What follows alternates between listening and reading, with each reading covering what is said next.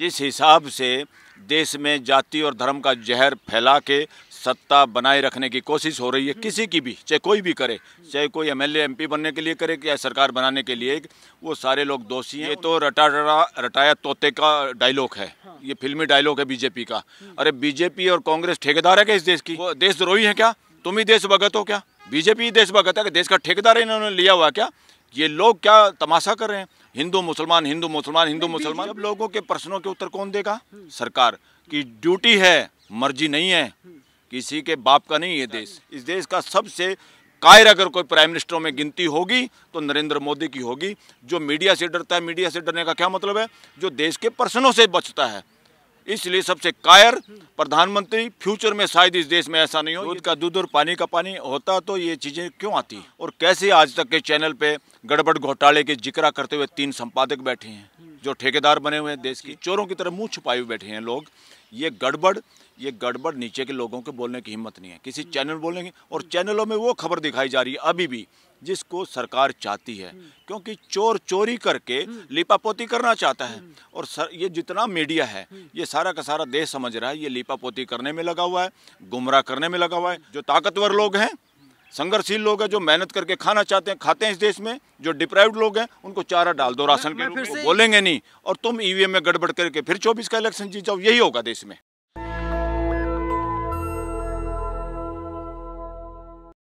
EVM पर लगातार घमासान मचा हुआ है। कांग्रेस पार्टी ईवीएम को लेकर के कई गंभीर सवाल खड़े कर रही है। हालांकि ईवीएम का मामला कुछ समय पहले सुप्रीम कोर्ट में आया था और इलेक्शन कमीशन ने दावा किया था कि ईवीएम पूरी तरीके से सुरक्षित है, ईवीएम को कभी भी हैक नहीं किया जा सकता। मेरे साथ अभी सुप्रीम कोर्ट के सीनियर वकील बलराज सिंह मलिक हैं। सर, क्या कहेंगे? पूरा हंगामा मचा हुआ पूरे देश में। हंगामा बिल्कुल सही मचा हुआ है और ये सही प्रतीत होता है। ये हंगामा अब कांग्रेस का हंगामा नहीं है, ये हंगामा पूरे देश की जनता का हंगामा है, ये मतदाताओं का हंगामा है। अब ये बात घर घर में चर्चा का विषय है, पूरे देश में विषय है। इस पे पाक साफ जांच और पाक साफ तरीके से इसको देश के सामने नहीं रखा जाएगा तो देश के साथ विश्वासघात होगा। और इसमें हाई कोर्ट और सुप्रीम कोर्ट, मैं तो कहता हूँ सुप्रीम कोर्ट, यानी कि कई स्टेट का मसला है ये, सुप्रीम कोर्ट को इसमें आगे आना चाहिए और देश के सामने तीव्र गति से, ताकि आने वाले पार्लियामेंट इलेक्शन से पहले इसकी पूरी जांच हो के देश के सामने सही का सही, दूध का दूध और पानी का पानी रखना चाहिए। ये ड्यूटी है सुप्रीम कोर्ट की भी। लेकिन आप इतने दावे के साथ कैसे कह सकते हैं कि ईवीएम को हैक किया जा सकता है, ईवीएम में सेटिंग की जा सकती है? देखो, जितने भी टेक्नोक्रेट देश हैं अब वो कहते हैं ईवीएम से कागज बचेगा, ईवीएम में फटाफट गिनती हो जाएगी, वोटिंग करने में आसानी होगी। अगर वो सही होता और उसमें गड़बड़ी की गुंजाइश नहीं होती तो यूएस और यूरोप के कंट्री में जहाँ पे ये मशीनें ईजाद हुई हैं, जहाँ पे इनकी खोज हुई है, वो देश और जहाँ टेक्नोलॉजी हमारे से ज़्यादा है, हम टेक्नोलॉजी में बहुत अभी फिसड्डी हैं। इंडिया कोई महान शक्ति अभी नहीं बना है। अभी हम काफ़ी चीज़ें उधार पे लेते हैं। हम राफेल फ्रांस से खरीदते हैं, हम इजराइल से बॉर्डर की सुरक्षा के तंत्र खरीदते हैं, हम अमेरिका से बहुत कुछ हथियार खरीदते हैं। तो ये सारा का सारा इससे साबित होता है जो डेमोक्रेसी का सबसे पुरोधा देश कौन सा है दुनिया में? यूएस, जहाँ स्टैचू ऑफ लिबर्टी भी लगी हुई है, वो ईवीएम का उपयोग नहीं कर रहे। इसका मतलब वो हैक हो सकती है। और कोई भी टेक्नोलॉजी जानने वाला आदमी A to Z सब बताते हैं ये हैक हो सकती है। सर्वे करो इस बात का। तो ये ईवीएम को थोपना देश पे, ये ठीक है, किसी अच्छी मंशा से कांग्रेस इसमें लेके आई होगी, मगर चाहे उन्होंने इसका दुरुपयोग किया या ना किया, करते तो 14 में वो इलेक्शन जीत जाते। अगर उन्होंने करना होता, घर में भी चाकू जो है किचन में, उसका जिसको मिसयूज करना होता है उससे हत्याएं होती है ना, चाकू से भी उसका मिसयूज जब होता है। तो मिसयूज कौन कर रहा है, चुनाव आयोग या बीजेपी? चुनाव आयोग की क्या हिम्मत है? मिसयूज करेगा वो, क्यों करेगा, किसके लिए करेगा? जिसको बेनिफिट होगा मिसयूज वो करेगा। जो सत्ता में जो लोग बैठे हो मिसयूज तो वो करेंगे। और ज़्यादातर सरकार के हाथ में है ये तंत्र, इलेक्शन कमीशन के हाथ में कुछ हद तक है। इलेक्शन कमीशन हमारा autonomous body as per constitution है, मगर वो ऐसा बिहेवियर दिखाई नहीं दे रहा उसका, क्योंकि जो आम लोगों की शिकायत है या अपोजिशन की जो शिकायत है उन पे तो वो कार्रवाई करता नहीं, और किसी और स्टेट, दूसरे स्टेट में जाके एक फटाफट किसी डीजीपी को सस्पेंड करता है। इससे क्या लगता है? सब पूरे देश में चर्चा है, पूरी बार में चर्चा है, और सब लोग कह रहे हैं इस देश का इलेक्शन कमीशन मदारी के बंदर की तरह व्यवहार कर रहे हैं। चुनाव आयोग आजाद नहीं है। बिल्कुल आज़ाद नहीं है, आज़ाद होना चाहिए। एज पर कॉन्स्टिट्यूशन आज़ाद है, मगर कॉन्स्टिट्यूशन की पालना नहीं हो रही है, कॉन्स्टिट्यूशन की खिलाफत हो रही है और कॉन्स्टिट्यूशन के साथ छेड़खानी हो रही है। और इलेक्शन कमीशन इस वक्त उन कामों में इन्वॉल्व दिखाई देता है जो देशद्रोह की श्रेणी में आता है। हम लोग देश की सबसे बड़ी अदालत में हैं, आप तो सुप्रीम कोर्ट के वकील हैं, हम लोग सुप्रीम कोर्ट मौजूद हैं, लेकिन बड़ा सवाल यही है, इलेक्शन कमीशन हर बार क्लेम करता, दावा करता, सुप्रीम कोर्ट हो, हाई कोर्ट हो, कि ईवीएम पूरी तरीके से सुरक्षित है, हम जनता के लिए काम करते हैं, हम चाहते हैं कि मतदान जो है वो पारदर्शी तरीके से हो, और इसीलिए पहले ईवीएम से मतदान होता था, फिर वीवीपैट लाया गया, जिससे सब कुछ दूध का दूध पानी का पानी हो जाए। दूध का दूध और पानी का पानी होता तो ये चीज़ें क्यों आती? देश के अंदर जो वाइब्रेशन जाती हैं, आप चोर आदमी भी चोरी कर ले, डाकू डाका डाल ले और सफाई से चोरी कर ले, क्या समझ से पता नहीं चलता? आपकी पुलिस कार्रवाई ना करे, आपकी जुडिशरी ऐसे लोगों को सजा ना दे, ये तो बहुत बार होता है, मगर देश सब जानता है, समझता और अनुभव करता है। इस बार पूरे देश में ये अनुभव की लहर है पूरे देश में कि ईवीएम के साथ छेड़खानी हुई है। कैसे बैटरी पूरी की पूरी मिल सकती है, कैसे हर विधानसभा में इस तरह के कार्रवाई हो सकती है, कैसे कोई भी प्री पोल जो भी बिल्कुल एक बीजेपी सर्वे का नेता आता था, है, उसने बता दिया सर्वे में नहीं आया। हाँ। और कैसे आज तक के चैनल पे गड़बड़ घोटाले के जिक्र करते हुए 3 संपादक बैठे हैं जो ठेकेदार बने हुए हैं देश की जर्नलिज्म के, उनको देश के सामने आना चाहिए। चोरों की तरह मुंह छुपाए हुए बैठे हैं लोग। ये गड़बड़ नीचे के लोगों के बोलने की हिम्मत नहीं है, किसी चैनल बोलेंगे। और चैनलों में वो खबर दिखाई जा रही है अभी भी जिसको सरकार चाहती है, क्योंकि चोर चोरी करके लीपापोती करना चाहता है। और ये जितना मीडिया है, ये सारा का सारा देश समझ रहा है ये लीपापोती करने में लगा हुआ है, गुमराह करने में लगा हुआ है। असली देशद्रोही कौन होता है? देशद्रोही ये जरूर है किसी ने दूसरे देश को कोई डॉक्यूमेंट सुरक्षा के दे दिए। बड़ा देशद्रोह वो है जो देश की जनता के साथ विश्वासघात करता है। इमरजेंसी में तो के दौरान या उससे पहले इंदिरा गांधी का जब इलेक्शन कैंसिल हुआ था राजनारायण के पिटीशन में, ये उससे बड़ा गड़बड़ है। महा इमरजेंसी है इस वक्त देश में। महा इमरजेंसी होती क्या है? महा इमरजेंसी है। महा इमरजेंसी है देश में। इमरजेंसी होती क्या है? जब लोगों को विश्वास ना रहे और जब लोगों के विश्वास के आधार पे काम ना हो और जब सरकार मीडिया का सामना ना कर पाए, जब लोगों के प्रश्नों के उत्तर कौन देगा? सरकार की ड्यूटी है, मर्जी नहीं है, किसी के बाप का नहीं। ये देश सरकार की ये ड्यूटी बनती है। देश के मालिक देश की जनता है, देश के मालिक देश के मतदाता हैं। कोई पार्लियामेंट नहीं, कोई सुप्रीम कोर्ट नहीं, कोई कार्यपालिका नहीं, ये कोई मालिक नहीं है। ये सारे लोगों ने प्यादे अपने बिठाए हुए हैं। एक सामाजिक व्यवस्था के लिए देश में अच्छी व्यवस्था हो, संविधान बनाने के बाद राजशाही को ठोकर और लात मार के जनता ने खून बहा के, कितने लोगों ने फांसी पे लटक के, एक संविधान के रूप में देश के सामने एक डॉक्यूमेंट आया कि हमारा असली मकसद क्या है देश का असली मकसद और असली संविधान का बाप क्या है। संविधान का बाप भी प्रियम्बल है, जो संविधान में सबसे पहले लिखा हुआ है। ये देश इस रास्ते पे चलेगा, ये देश हर नागरिक के लिए ये रास्ता, ये मंजिल अचीव करेगा। उस अचीव करने में सबसे पहले भाईचारा। कोई सरकार भाईचारे के लिए कितना काम कर रही है सरकार? ट्रांसपेरेंसी, भाईचारा कैसे बनेगा? न्याय मिलेगा सबको। अब न्याय मिल रहा क्या? लोग न्याय के लिए त्राही त्राही कर रहे हैं और जूं तक नहीं रहेंगे रही। और आम आदमी अगर कोई PIL फाइल करेगा उस पर कोई कार्रवाई नहीं होनी। मैं बता रहा हूँ अभी भी मुश्किल है जो हालात बता रहे हैं हमारे को जुडिशरी के। अगर कार्रवाई होगी तो ये पॉलिटिकल पार्टियां सामने आएगी कोई, और लोग आएंगे, लोग सड़कों पे उतरेंगे, जब जाके जुड़ेंगे। क्योंकि प्रशांत भूषण ने क्या कहा था? इवन जजेस के डॉक्यूमेंट भी बना के रखती है सरकार और कमजोर कड़ियां पकड़ती है उनकी, और वो लोग डरते हैं अंदर से।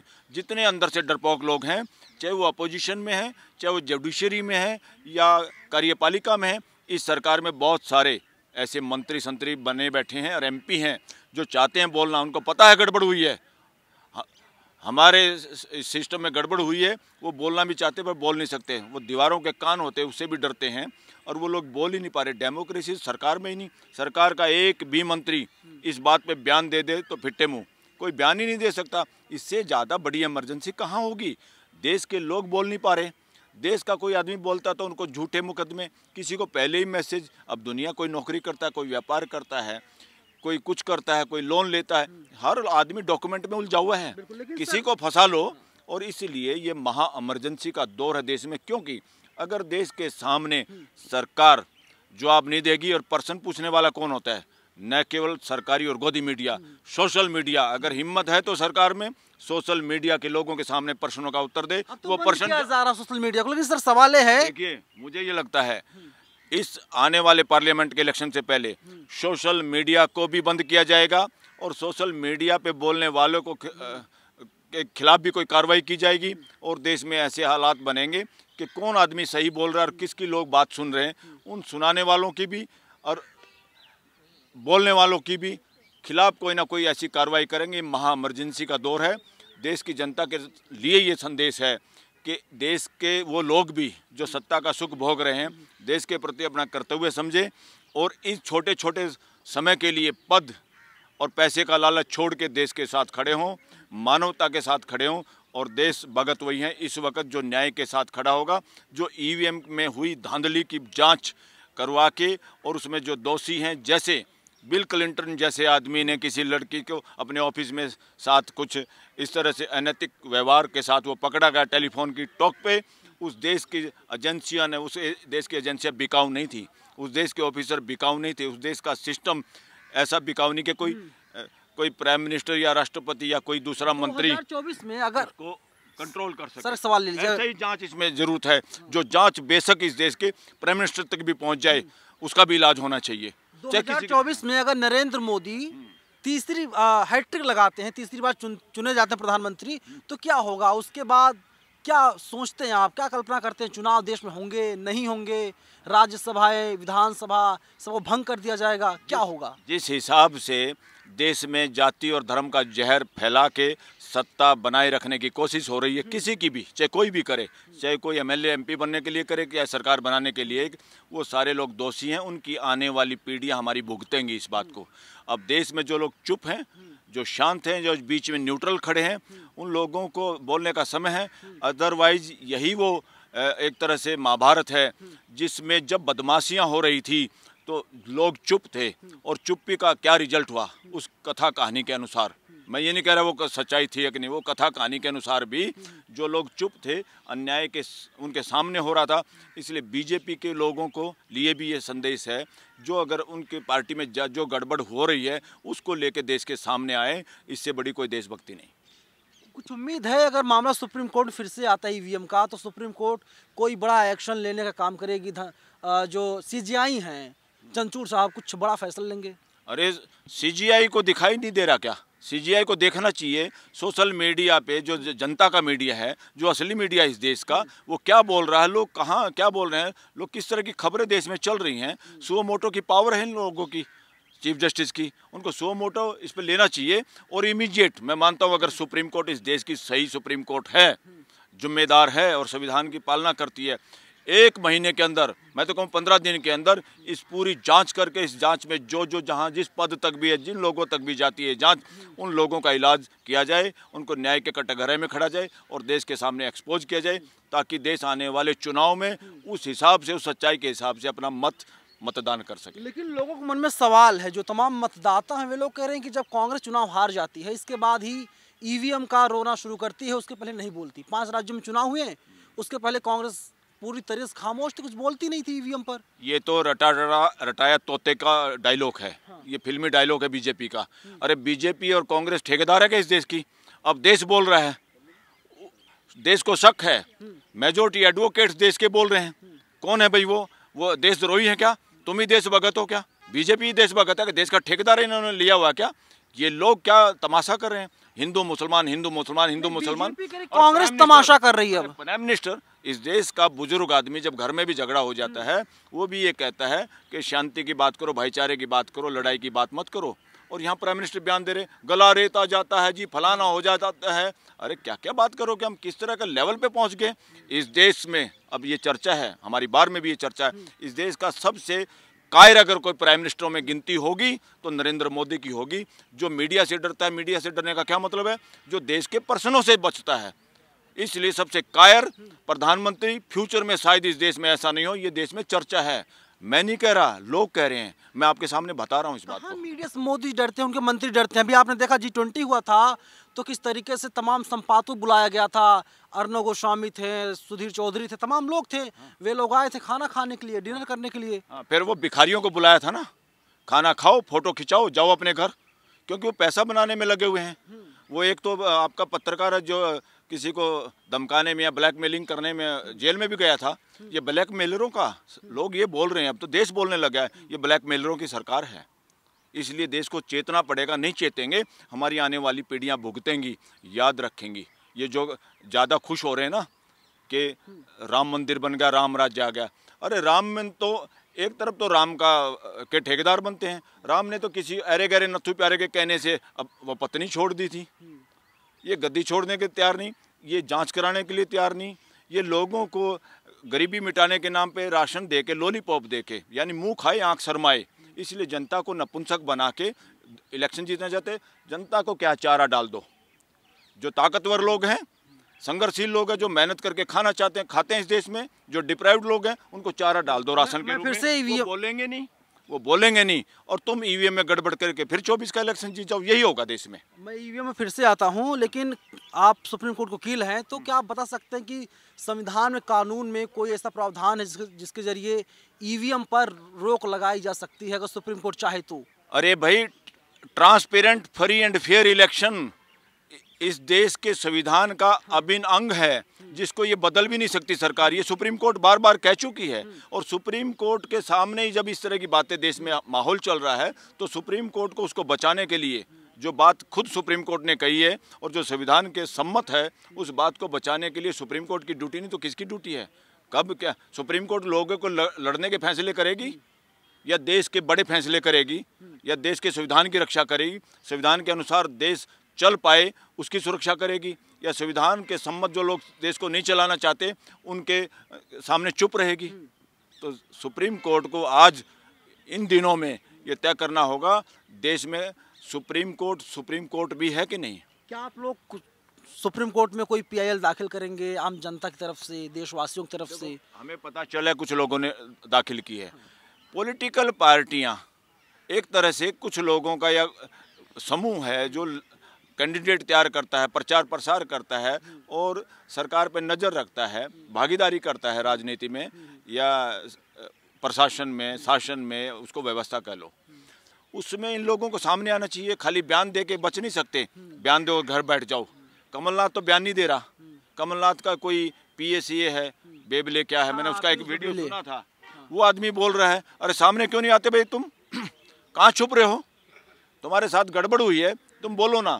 जितने पूंजीपति या जितने भ्रष्टाचार से कमाए हुए पैसे हैं, जैसे अजगर हिरण खा के सो जाता ना आराम से छुप के, तो ये छुपे हुए नेता हैं, इनमें बोलने की हिम्मत नहीं है। और इनमें हिम्मत नहीं है तो एक तरह से ये देश की जनता के साथ धोखा कर रहे हैं।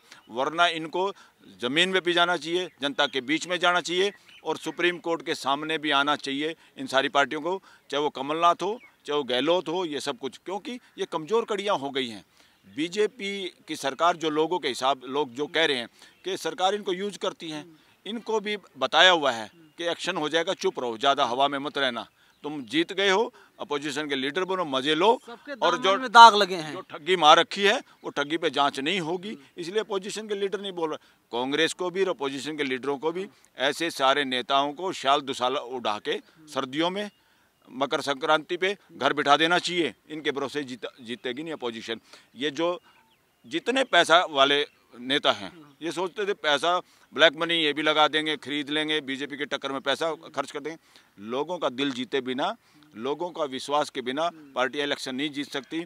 इनका सामना करना है तो अपोजिशन में इन सारे लीडरों को बाय बाय घर बिठाना चाहिए। नए लोगों को, साफ सुथरे लोगों को, जिनमें हिम्मत हो बोलने की, जिनमें हिम्मत हो सड़क पे चलने की, जिनमें हिम्मत हो कोर्ट का सामना करने की, जिनमें हिम्मत हो जेल में जाने की, ऐसे लोगों के बिना 24 का इलेक्शन दोबारा ईवीएम से यही सरकार, यही सत्ता काबिज हो जाएगी। चलिए, अगर ईवीएम चुनाव होता है तो बीजेपी सत्ता में रहेगी, साफ तौर पर बलराज सिंह मलिक सुप्रीम कोर्ट के वकील एक कह रहे हैं। और ईवीएम खिलाफ लगातार देशवासी सवाल खड़े कर रहे हैं, सवाल पूछने सरकार से ईवीएम को कब बंद किया जाएगा। लेकिन बीजेपी की सरकार, मोदी की सरकार ईवीएम पर पूरी तरीके से खामोश है। आप बताइए, क्या ईवीएम पर बैन लगना चाहिए या फिर नहीं? कमेंट बॉक्स आपके लिए खुला हुआ है। कैमरा पर्सन आशीष के साथ मैं नवीन कुमार नंदन, नेशनल दस्तक। नेशनल दस्तक की आपसे गुजारिश है कि अगर इसको बचाना चाहते हैं तो नेशनल दस्तक को सब्सक्राइब करने के लिए रेड कलर के सब्सक्राइब बटन को दबाएं, फिर बेल आइकन की घंटी दबाएं। नेशनल दस्तक को बचाने के लिए बहुत जरूरी है कि हर खबर को शेयर करें, लाइक करें, कमेंट जरूर करें।